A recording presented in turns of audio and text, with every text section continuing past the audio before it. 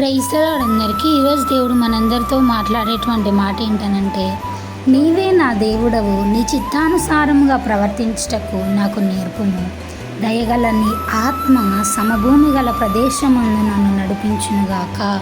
Amen. దేవునికి మహిమ కలుగునుగాక. దేవుడు ఈరోజు యొక్క వాక్యం ద్వారా మనతో మాట్లాడుతూ ఉన్నారండి. ఇక్కడ చూస్తే ఒక పర్సన్ ప్రార్థిస్తూ ఉన్నట్లుంది కదండి.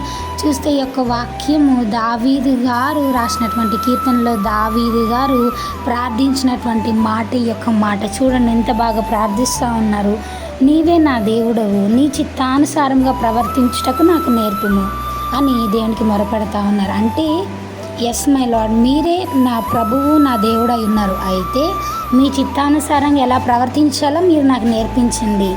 దయగల నీ ఆత్మ సమభూమి గల ప్రదేశమందు నన్ను నడిపించునుగాక అని మళ్ళీ చెప్తా ఉన్నారు. మీ యొక్క ఆత్మనే నన్ను నడిపించాలి, మీ యొక్క ఆత్మే నాకు తోడుగా ఉండాలి, మీ యొక్క చిత్తానుసారంగా ఎలా ప్రవర్తించాలో ఈ భూమి మీద బ్రతుకున్నంత కాలము మీరే నాకు నేర్పించాలి అని ఆయన అక్కడ ఫుల్లీ డిపెండ్ ఆన్ గాడ్ అండి. ఆయనంత కింగ్ అయినప్పటికీ దేవుడి మీద ఆధారపడినటువంటి వ్యక్తి. అయితే ఈనాడు నువ్వు నేను ఎలా ఉంటున్నాం?